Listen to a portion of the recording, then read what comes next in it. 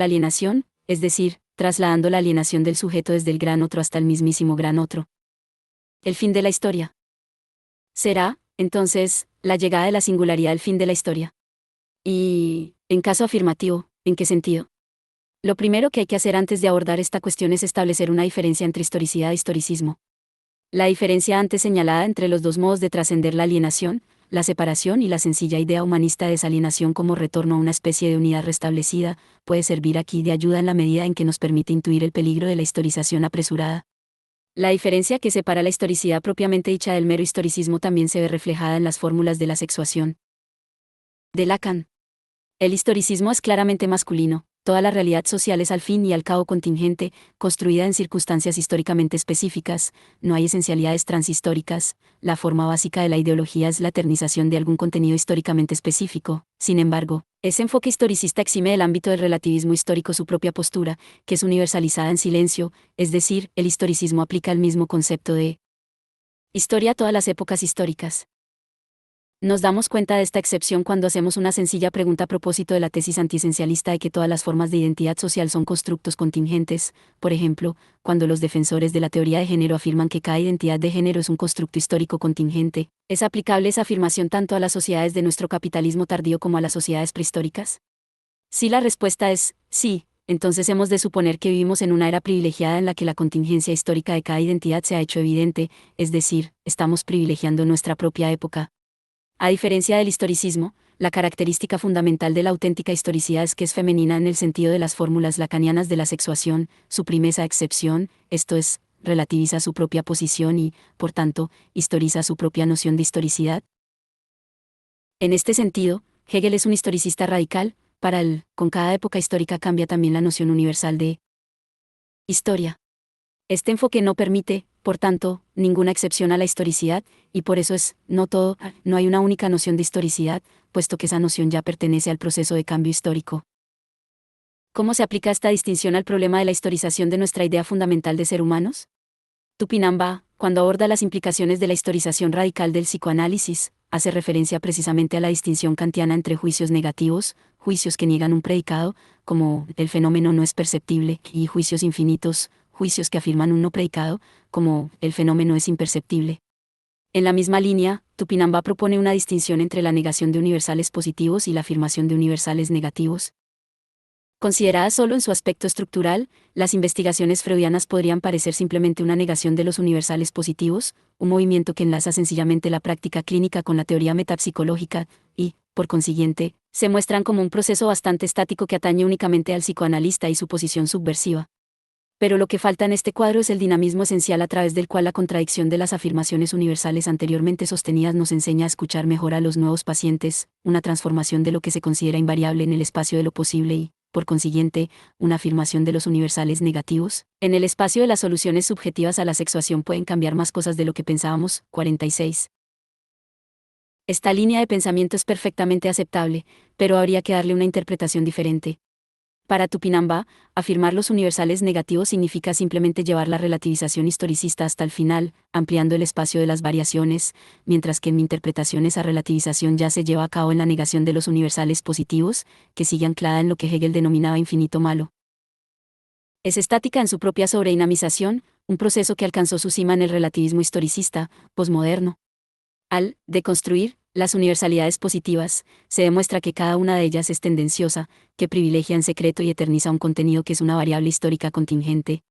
Pero debemos tener siempre en cuenta que la historización también puede ser ideología, no solo porque aplica un procedimiento de historización, claramente basado en el presente, a todas las épocas, sino, lo que es más importante, porque reduce a una variable histórica la característica fundamental de un ámbito determinado. Es en este sentido en el que Frederick Jameson rechazó la noción, que estuvo de moda, de las modernidades alternativas, es decir, la afirmación de que nuestra modernidad liberal capitalista occidental es solo uno de los caminos que conducen a la modernidad, y que hay otros caminos que evitarían los estancamientos y antagonismos de nuestra modernidad, cuando nos damos cuenta de que modernidad es, en definitiva, un nombre en clave para el capitalismo. Es fácil comprender que esa relativización historicista de nuestra modernidad se basa en el sueño ideológico de un capitalismo que evite sus antagonismos constitutivos. ¿No era el fascismo un claro ejemplo de modernidad alternativa? De manera estrictamente análoga, el hecho de reducir los atolladeros de la sexualidad a una constelación histórica específica, del patriarcado occidental, por ejemplo, despeja el espacio para la utopía de una sexualidad plena sin los puntos muertos y las perversiones que, como demostró Freud, anidan en su propia noción. Para salir de este callejón sin salida ideológico hay que complementar la negación de los universales positivos con la afirmación de los negativos, es decir, con una imposibilidad constitutiva del ámbito entero. Sí, todos los universales positivos son relativos e inestables, pueden ser transformados, pero no simplemente a causa de la forma dinámica y mudable de la realidad. Las formaciones positivas son otros tantos intentos de abordar el mismo antagonismo subyacente, y lo que desencadena el cambio es el fracaso definitivo de cada intento de resolver ese antagonismo. Uno de los universales negativos de Lacan es, no hay ninguna relación sexual, lo que significa que no basta con subrayar la inestabilidad inmanente y el carácter histórico del tradicional dualismo de género, conviene añadir también que ninguna forma de relación de género, por muy abierta y flexible que sea, podrá superar la imposibilidad constitutiva de la sexualidad humana. Es, por tanto, de capital importancia tener presente que la limitación ideológica funciona en dos direcciones opuestas. La ideología no es solo la eternización de una situación histórica específica, es también la reducción a una propiedad contingente específica de algo que forma parte del campo entero. La ideología no es solo la elevación del capitalismo al orden económico más racional y apropiado, es también el rechazo de las crisis y los antagonismos que caracterizan el capitalismo como una desviación debida a determinadas circunstancias contingentes, y de la idea concomitante de que es posible otro capitalismo que evite las crisis y los antagonismos. Y esta distinción tiene también importantes implicaciones para cualquier intento de comprender cómo nos afectará el cerebro conectado, no solo nos obligará a historizar nuestra forma de subjetividad, también nos obligará a resistir la tentación de imaginar una forma de conciencia diferente, parecida al sueño de la modernidad alternativa, como si con un cerebro conectado fuéramos a tener la misma conciencia que tenemos ahora, solo que liberada de las cadenas de la finitud, es decir, como si la posthumanidad fuese únicamente una humanidad ampliada y elevada a un plano superior. Ahora comprendemos por qué la perspectiva de la singularidad es la principal candidata al fin de la historia. Después de que se produzca, el resto no será historia, al menos en el sentido en el que la conocíamos y percibíamos. Esto nos lleva de nuevo al territorio hegeliano, pues Hegel es el filósofo del fin de la historia. Sin embargo, el fin de la historia en la singularidad no puede ser muy diferente de la idea que de ese fin tenía Hegel. Entonces, ¿podemos aprender algo de él al respecto? Quizá debiéramos comenzar con una aporía en pleno centro conceptual de la idea hegeliana de fin de la historia. Historizar su propia posición sigue siendo un problema para Hegel, es como si careciera de la terminología adecuada para expresarla. Aunque insista en la clausura del saber absoluto, a menudo añade una extraña connotación temporal, de momento, o algo por el estilo. ¿Y cómo se historiza el saber absoluto? ¿Puede Hegel pensar en la limitación histórica de su propia posición? En cierto sentido, la respuesta es evidentemente, no. La historización de la propia posición es como subirse a hombros de uno mismo para verse desde fuera, para ver nuestra propia relatividad, por lo que el saber absoluto es la consecuencia necesaria de la historización radical de uno mismo. Sin embargo, por decirlo de manera exageradamente ingenua, la lógica de Hegel proporciona realmente la matriz definitiva, y en este sentido histórica, de todos los modos posibles de la racionalidad. ¿No necesita la mecánica cuántica un conjunto de categorías que no se encuentran en Hegel?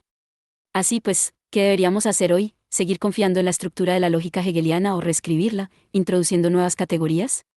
Rebatiendo mi postura sobre esta cuestión, M. Gohan escribe que las apreciaciones de Hegel sobre el fin de la historia son más fuertes que la admisión de que el fin de la historia se nos impone constantemente en cuanto sujetos históricos. Por el contrario, Hegel cree que nunca iremos más allá del reconocimiento de que todos somos libres, lo cual es el reconocimiento que se da en la Europa moderna, así como en Norteamérica y Haití. Esto no quiere decir que dejen de producirse acontecimientos históricos significativos o que no se descubran nuevas vías para la expresión de la libertad, como una nueva forma de comunismo, por ejemplo.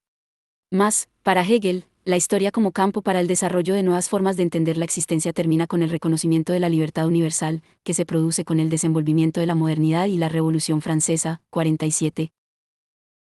Pero, ¿es realmente la afirmación de la libertad universal una ruptura que ningún acontecimiento posterior podrá superar jamás? 48. Se puede argumentar que es más bien el término medio en la tríada del cristianismo, la libertad política moderna y lo que el comunismo concibe como libertad social.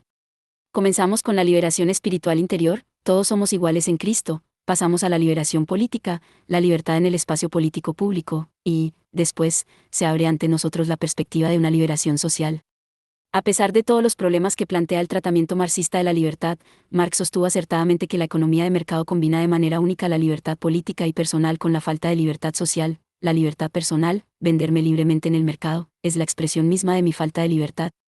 Esto no significa que la libertad política sea solo una ilusión burguesa que enmascara la realidad de la explotación y la esclavitud. El problema es mucho más grave. Tras la Revolución Francesa aparecieron nuevas formas de supremacía y dominación para las que simplemente no hay cabida en las coordenadas del pensamiento político hegeliano, mientras que en Hegel tienen cabida los tiranos sanguinarios que buscan su propio interés, no la tiene sin embargo el mal integrado en la maquinaria del Estado y ejecutado por fieles administradores. No hay lugar para carismáticos líderes populistas, elegidos democráticamente, que ganan votos mostrando abiertamente su vileza. Aunque, en una economía de mercado, yo sigo siendo, de hecho, dependiente, esa dependencia es sin embargo, civilizada, expresada en forma de intercambio, libre, de mercado entre yo y otras personas, y no en forma de esclavitud e incluso coacción física. Es fácil ridiculizar a Ayn Rand, pero hay una pizca de verdad en el famoso himno al dinero, de la rebelión de Atlas, hasta ahí a menos que descubráis que el dinero es el origen de todo bien, seréis los artífices de vuestra propia ruina. Cuando el dinero deje de ser el medio de intercambio entre los hombres, entonces estos se convertirán en instrumentos de otros hombres. Sangre, látigos y fusiles o dólares.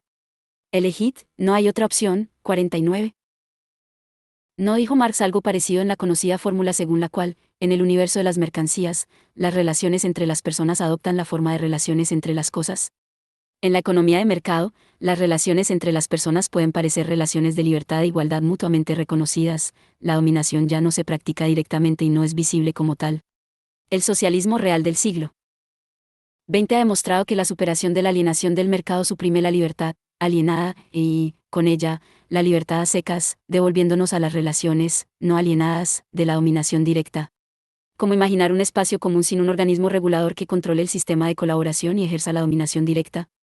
Es evidente que una sociedad comunista implicaría nuevas contradicciones. ¿Nos imaginamos cuáles serían? Frederick Jameson propuso audazmente que la principal sería la envidia. El axioma marxista de que una formación social se caracteriza en definitiva por su contradicción fundamental, y por la forma de afrontarla, deberíamos aplicarlo también a la sociedad poscapitalista y a la perspectiva de una sociedad en la que los cerebros conectados desempeñen un papel importante. En vez de imaginar distintas opciones alternativas, una sociedad sin individuos humanos, una sociedad de agradables experiencias compartidas, deberíamos centrarnos en la nueva contradicción que probablemente surgirá. Si entramos en la singularidad, el universo del significado, la dimensión simbólica, ¿seguirá estando ahí o desaparecerá como si nunca hubiera existido? Ninguna de las dos cosas desaparecerá, pero su desaparición seguirá percibiéndose como una ausencia. En suma, funcionará como un ausencial de la singularidad. Lo irónico es que el sujeto sobrevivirá, encarnando la propia dimensión de la diferencialidad, como el ausencial que, como podemos imaginar, escapará a la singularidad. Así es como deberíamos abordar aquí la alternativa principal, aunque el inconsciente del sujeto escape a la comprensión de la singularidad, y si eso no significa que haya una dimensión a la que la singularidad no tiene acceso, sino algo mucho más sencillo y radical, que el sujeto pagará su entrada en la singularidad simplemente perdiendo la dimensión del inconsciente. En suma, ¿y si su inmersión en la singularidad excluye la dimensión del inconsciente y no deja espacio para él? ¿Y si esa inmersión significa que el alcance de la subjetividad se limita a lo que la singularidad percibe?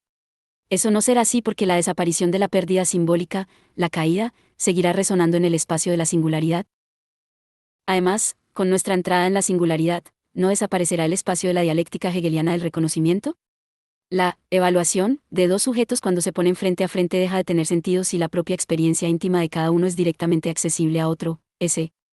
No obstante, es posible aventurar la hipótesis de que, en la medida en que el sujeto del inconsciente sobrevive alejado del espacio compartido de la singularidad, surja un nuevo espacio de reconocimiento en el que la propia condición de sujeto esté en juego, en una nueva lucha a muerte. Yo debo demostrar que no se me puede reducir a mi lugar en la singularidad. La distancia entre nuestra vida interior, la línea de nuestros pensamientos y la realidad exterior es la base de la percepción de nosotros mismos como seres libres. Somos libres en nuestros pensamientos precisamente en la medida en que estos están alejados de la realidad, lo que nos permite jugar con ellos, hacer experimentos mentales y soñar sin que se produzcan consecuencias en la realidad. Allí nadie nos puede controlar. Una vez que nuestra vida interior está vinculada a la realidad para que nuestros pensamientos influyan directamente en ella, o puedan ser regulados por una máquina que forma parte de la realidad, y, en este sentido, ya no sean nuestros, entramos efectivamente en un estado posthumano. El sujeto que sobreviva no tendrá, por tanto, experiencia interior, toda esa riqueza de sentimientos, pasiones, miedos, sueños, esperanzas, etc., se hundirá probablemente en el espacio colectivo de la singularidad. El sujeto sobrevivirá como un puro dólar, el punto evanescente de la negatividad, separado de toda la experiencia que contiene. En suma, el sujeto estará más dividido que nunca, no dividido entre sí mismo y su, ese, otro, ese, sino dividido en sí, entre su contenido, separado de él, y la puntualidad del dólar, el barrado punto cero de la subjetividad. Esta puntualidad del cogito no se evidencia hasta que Kant vuelve a formularlo. La kantiana conciencia de sí mismo es una función puramente lógica que solo indica que cada contenido de mi conciencia ya está mínimamente mediado barra diagonal reflejado. Cuando yo deseo X, nunca puedo decir, es que soy así, no puedo evitarlo, forma parte de mi naturaleza, ya que siempre deseo desear X, esto es, acepto reflexivamente mi deseo de X. Todas las razones que me mueven a actuar ejercen su poder causal solo en la medida en que las posiciono o acepto como razones. Se podría pensar que esa reflexividad implícita se limita a la actividad consciente y es, como tal, precisamente aquello de lo que nuestros actos inconscientes carecen. Cuando actúo de manera inconsciente, actúo como movido por una pasión ciega, como si estuviera sometido a una causalidad pseudonatural. Sin embargo, como ya hemos visto a propósito del papel de los ausenciales, la reflexividad implícita es para Lacan no solo discernible en el inconsciente, es precisamente aquello que, en su forma más radical, es inconsciente. Recordemos la típica actitud de un sujeto histérico que se queja de que los demás se aprovechan de él, lo manipulan, lo victimizan, reduciéndolo a un objeto de intercambio. Lacan piensa que la posición subjetiva de una víctima pasiva de las circunstancias nunca se le impone sencillamente desde fuera al sujeto, sino que éste tiene que transigir mínimamente. El sujeto, claro está, no es consciente de su participación activa en su propia victimización. Esa es, precisamente, la verdad inconsciente de la sensación de ser, el sujeto, una mera víctima pasiva de las circunstancias.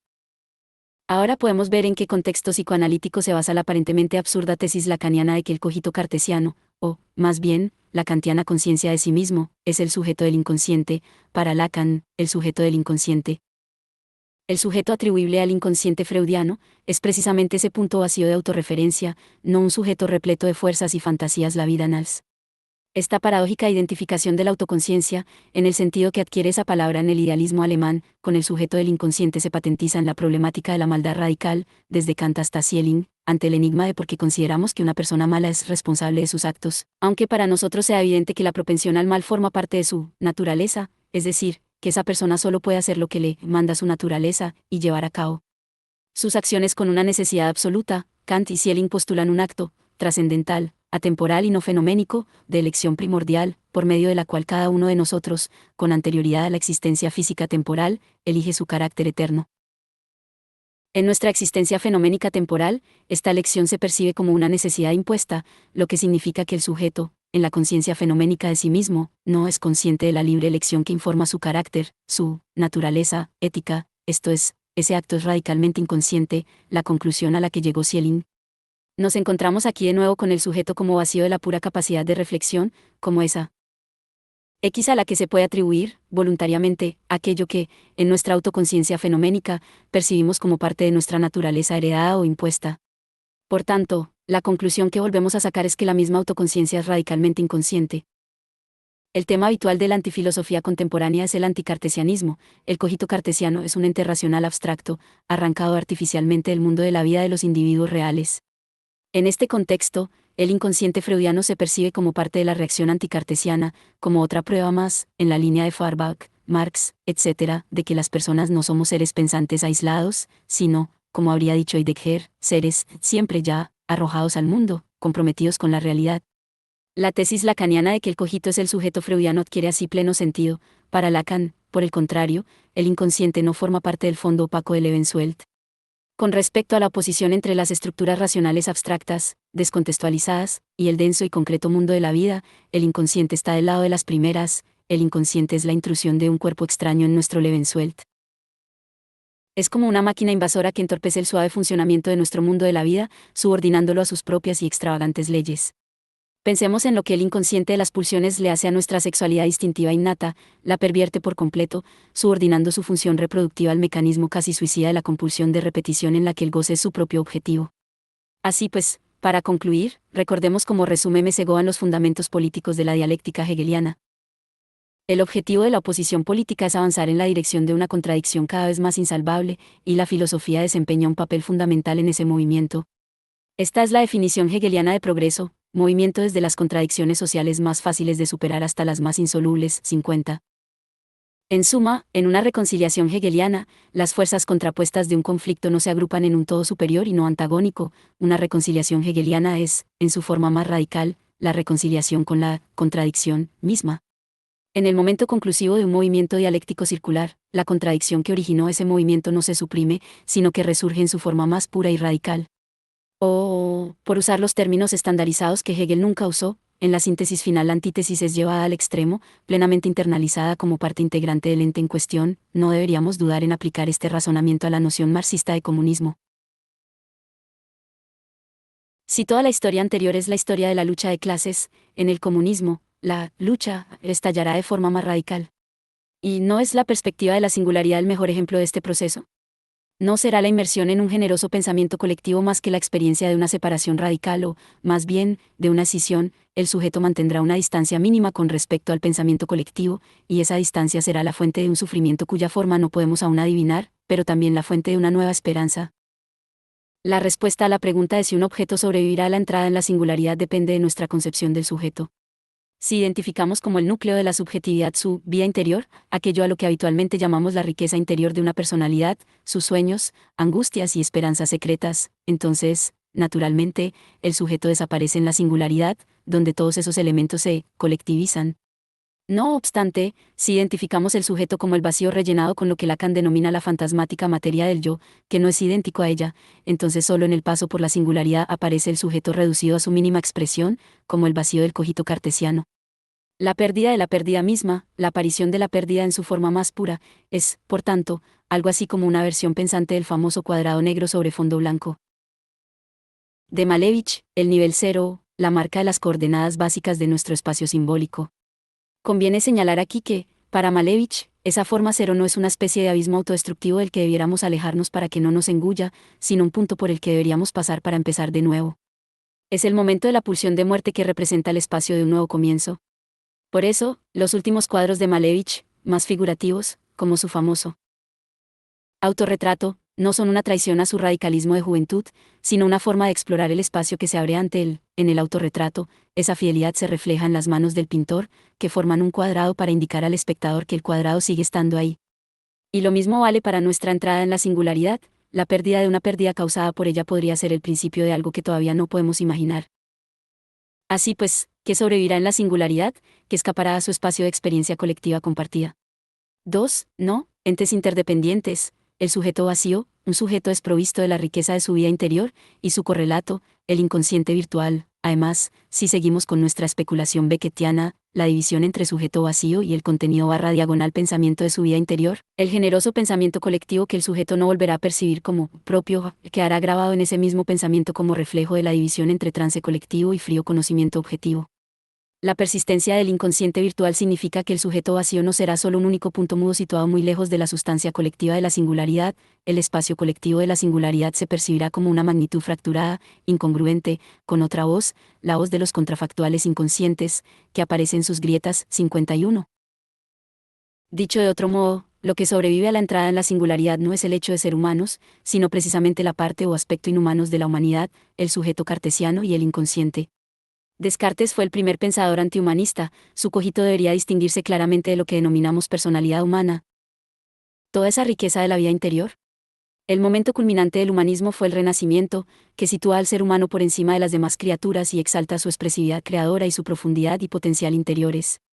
El sujeto cartesiano es una cosa muy distinta, un vacío inhumano, una forma de negatividad autorreferencial. Lo que realmente se ve amenazado por el cerebro conectado es la experiencia de nosotros mismos en cuanto seres humanos libres con acceso a nuestra vida interior, pero esa amenaza, esa desposesión de lo que nosotros, en nuestra vida cotidiana, consideramos la base de nuestra personalidad delinea los contornos de nuestra subjetividad inhumana. Por tanto, ahora deberíamos, como en el remate de un chiste, darle la vuelta a nuestra reiterada pregunta: ¿la llegada del cerebro conectado pondrá en peligro la esencia de nuestra humanidad? Deberíamos cambiar esa pregunta por la contraria: ¿producirá esa llegada una nueva forma de subjetividad? ¿Hará palpable una dimensión fundamental de la subjetividad que, hasta ahora, ha estado ensombrecida por la experiencia de nosotros mismos? Nuestra respuesta es un prudente sí. Lo que se hará visible es el espacio que separa el vacío de la subjetividad del denominado mundo interior de nuestra personalidad, el espacio que resulta invisible en nuestra vida cotidiana, cuando nos identificamos con nuestra vida interior. La interconexión entre el sujeto cartesiano y el inconsciente tiene otras dos implicaciones fundamentales. En primer lugar, incluso este sujeto, puro, que sobrevive a la entrada en la singularidad, no carece de objeto, pues está constitutivamente correlacionado con un objeto, imposible, con lo que Lacan llama pequeño objeto A. En segundo lugar, este sujeto, puro, tampoco es neutral con respecto a la diferencia sexual, sino que está constitutivamente sexuado, atravesado por la evidencia de la imposibilidad de la relación sexual. El sujeto solo es sujeto en la medida en que se ve limitado, truncado, inhibido, por esta imposibilidad, no es neutral, sino siempre parcial, con respecto a la elección que la diferencia sexual impone. Sí, el sujeto no es objeto, y perdura solo en la medida en que elude toda identificación con un objeto. Sin embargo, del mismo modo que hay una diferencia entre café sin leche y café solo en cuanto café sin un sujeto puede ser un sujeto sin un objeto fálico determinado, la castración masculina, o un sujeto que es simplemente sin femenino. O, dicho de otra manera, mientras que los hombres se sacrifican por algo, una causa noble, la patria, la libertad, el honor, solo las mujeres pueden sacrificarse por nada. Esta paradoja explica el gesto de la renuncia femenina en el momento en que podía tenerlo todo, el anhelado compañero, en una serie de novelas que van desde La princesa de Cleves, de Madame de Lafayette, hasta Las afinidades selectivas, de Goethe, o El caso opuesto barra diagonal complementario, la no renuncia de la mujer, su inexplicable perseverancia en el matrimonio infeliz, o con un compañero al que ya no ama, incluso cuando surge la posibilidad de marcharse, como en Retrato de una dama, de Henry James. Aunque este gesto de renuncia esté envuelto en ideología, el gesto en sí no es ideológico. La interpretación que hay que rechazar aquí es la psicoanalítica habitual, según la cual nos enfrentamos a la lógica histérica del objeto de amor, el amante, que es deseado solo en la medida en que está prohibido, solo en la medida en que tenemos ahí el obstáculo del marido. En cuanto el obstáculo desaparece, la mujer pierde el interés en ese objeto de amor. Además de la economía histérica consistente en poder disfrutar del objeto solo en la medida en que sigue siendo ilícito barra diagonal ilegal, en la medida en que sigue siendo potencial, esto es, en forma de fantasía sobre lo que podría haber sucedido, esa renuncia, o insistencia, puede interpretarse de muchas maneras más, como la expresión del masoquismo femenino, que también puede descifrarse como una expresión de la eterna naturaleza femenina, o como la interiorización de la presión patriarcal, que impide a la mujer disfrutar del presente, como el gesto protofeminista de salir de los límites de la economía fálica, según la cual la mujer solo puede encontrar la verdadera felicidad en su relación con un hombre, etc. Sin embargo, todas estas interpretaciones pasan por alto el hecho fundamental de que la renuncia es parte integrante del sujeto mismo. Sí, como los idealistas alemanes, equiparamos sujeto con libertad y autonomía, no es esa renuncia, no como un gesto sacrificial dirigido a alguna versión del gran otro, sino como un gesto que proporciona su propia satisfacción, como un gesto indicativo de jouissance en el espacio que me separa del objeto, la forma suprema de autonomía. Volvamos al ejemplo del café sin leche. Si los hombres son como el café con leche barra diagonal pene, las mujeres no son hombres sin leche barra diagonal pene, pero tampoco son solo plenamente mujeres. A eso se refiere Lacan cuando dice que la femen existe paz. Si bien una mujer no se caracteriza por la negación de ser hombre, no hay una identidad femenina sustancial.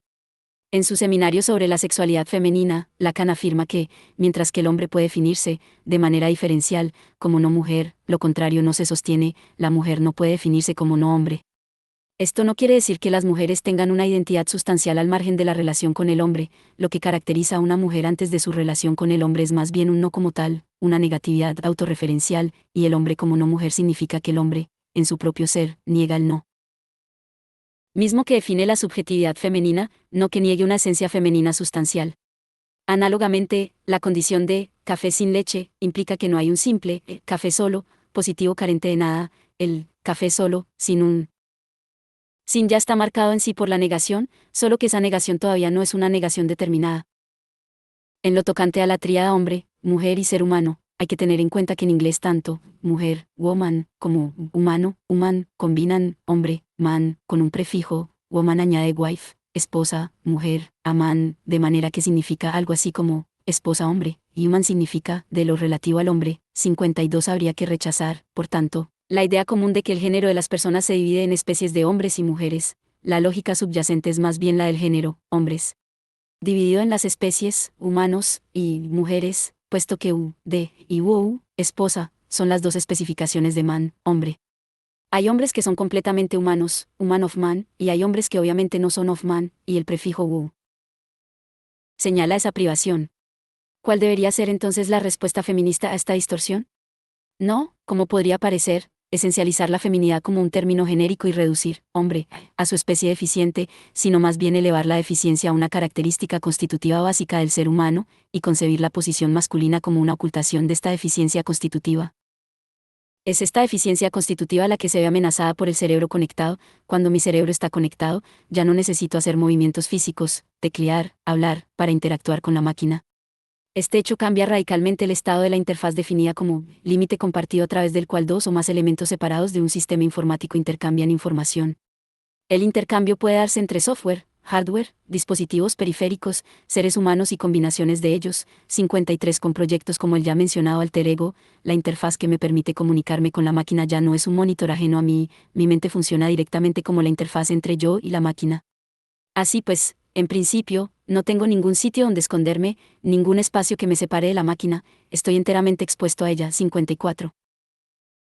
Para aclarar este punto, hagamos una digresión y elevemos a concepto la noción de gloriole, un agujero en una pared u otro tabique, a menudo entre los cubículos de los lavabos públicos o los salones de videojuegos para adultos, donde puede haber actividad sexual. Si bien los agujeros de la gloria se suelen asociar con la cultura gay y el sexo anal u oral, también los usan los bisexuales o los heterosexuales, grandes agujeros en los que una mujer puede poner la parte inferior de su cuerpo para que la penetren anónimamente. La función del gloriole es doble, mantiene el anonimato de quienes participan en el intercambio sexual y además despersonaliza a mi pareja, reduciéndola a un objeto parcial, participo solo con el pene y los testículos, el orificio anal o la vagina. Algunos extraños teóricos ponen de relieve el aspecto liberador de esa despersonalización, sin embargo, habría que insistir aquí en la diferencia entre persona y sujeto. Mientras que ese sexo anónimo despersonaliza a la gente, despoja a mi compañero o compañera de su condición de persona. No lo barra diagonal la despoja de subjetividad, pues precisamente reduce al otro a un puro sujeto, privado de su personalidad. Cuando tengo actividad sexual a través de un gloriole, me distancio de lo que está pasando al otro lado del agujero, no participo del todo, quedo reducido a un observador de lo que está pasando allí, y esa distancia me libera de mi personalidad y me reduce a la condición de sujeto. Para un lacaniano es fácil comprender esa despersonalización y la reducción del cuerpo a un órgano parcial que disfruta a través de un agujero. La persona es un correlato del cuerpo entero, es como el alma, la riqueza interior de un cuerpo, mientras que el sujeto se correlaciona con un objeto parcial, o, como escribió Lacan en su fórmula de la fantasía, $A. La pared en la que está el agujero es, por tanto, la que separa persona y sujeto. Pongamos que soy yo el que meto el pene y los testículos por el agujero para que quien está al otro lado juegue con ellos. En mi lado de la pared soy una persona con cuerpo, mientras que en el otro lado soy un sujeto adherido a un órgano parcial con el que mi anónimo compañero, o anónima compañera, está jugando, masturbándolo o chupándolo, metiéndolo en su ano o vagina. Lo paradójico del caso es que mi verdadero yo no está en este lado del agujero, mientras que en el otro lado solo estoy jugando. Por el contrario, el fantasmático núcleo de mi subjetividad está en el otro lado, por lo que en cierto sentido soy más, verdaderamente yo, en la interacción sexual que tiene lugar al otro lado, donde quedo reducido a un objeto parcial, de lo que lo soy a este lado de la pared. En este sentido concreto también podríamos decir que el agujero es una interfaz de las dos dimensiones diferentes, mi realidad en este lado y lo fantasmático real en el otro. La característica fundamental de los agujeros gloriosos es la pared que hace de frontera entre dos espacios diferentes, mi realidad personal y lo real en el otro lado, donde dejo volar mi fantasía. En este caso, los glorioles son solo un ejemplo concreto de la división que hay en todas las formas de realidad. La realidad nunca es todo, siempre está limitada por alguna clase de pared que excluye lo real. Con respecto al tema que nos ocupa, el cerebro conectado en el que mi mente hace interfaz, la pregunta es, naturalmente, ¿qué pasa cuando no hay ninguna pared que separe mi realidad de lo fantasmático real? Solo hay una respuesta, una especie de cortocircuito psicótico en el que realidad y fantasía coinciden directamente, otra visión distópica de una catástrofe. Sin embargo, como ya hemos visto, esto no es todo. Volviendo a la idea de Musk según la cual, si no nos unimos a la supermente de la nueva inteligencia artificial, nosotros, los seres humanos, pronto seremos como gorilas en un zoo, ¿y si esta perspectiva de quedarnos en cierto modo fuera tuviera sus ventajas? No en el sentido de que gozáramos de una nueva existencia, ignorante y estúpida, en nuestro zoo, cuidados por la benévola inteligencia artificial, sino en un sentido mucho más radical, si suponemos que el posible espacio de la singularidad no será un único espacio omnipotente que lo controla todo, sino una mezcla incoherente, no nos proporcionará nuestra exclusión, parcial, un mínimo de libertad para jugar con los diferentes aspectos de la multiforme singularidad. En un chiste sobre Auschwitz que circula entre los judíos, un grupo que fue quemado en el campo de concentración está sentado en un banco en el paraíso, hablando socarronamente de su sufrimiento. Uno de ellos dice, David, ¿recuerdas que resbalaste cuando nos llevaban a la cámara de gas y moriste antes de asfixiarte, etcétera? Paseando por el paraíso, pasa por allí el mismo Dios, escucha lo que están diciendo y se lamenta de que no entiende el chiste. Uno de los judíos se acerca a él, le pone una mano en el hombro y lo consuela, no te preocupes. No estabas allí, por eso no le ves la gracia. La belleza de esa respuesta está en la forma de referirse a la conocida afirmación de que Dios murió en Auschwitz, de que no estaba allí ningún Dios en Auschwitz. No quiere decir que Dios no comprenda el horror de lo que ocurrió allí, Dios puede comprenderlo fácilmente, pues es su trabajo, pero no llega a entender el humor que genera la experiencia de Auschwitz. Lo que Dios no comprende, porque no puede, es la repugnante soberanía del espíritu humano que reacciona con risa al propio espacio del que el Dios está ausente. Sustituyamos Dios por singularidad y, probablemente, esa sea nuestra posición en la singularidad.